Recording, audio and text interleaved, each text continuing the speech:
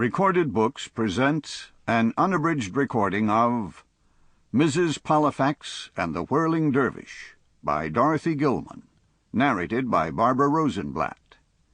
This book is copyrighted 1990 by Dorothy Gilman Butters. This recording is copyrighted 1995 by Recorded Books. Mrs. Pollifax was assured this next assignment was going to be a piece of cake.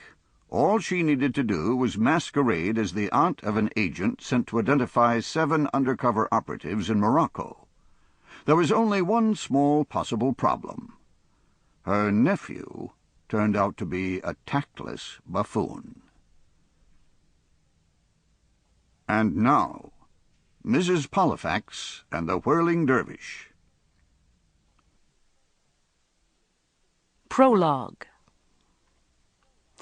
They had been waiting among the low dunes for 2 days, a few goats feeding nearby on an impoverished growth of desert grass. They were Regibat, members of a tribe that had made the Sahara their home for centuries, and they gave every evidence of being no more than pastoral nomads, except that each man wore a 9mm submachine gun strapped to his back, and the tents behind them concealed a pair of camouflaged Land Rovers. They wore coarse khaki-colored jalabas that melted into the khaki brown of the desert around them, and their heads were snugly wrapped in turbans that hid their chins and all but their eyes.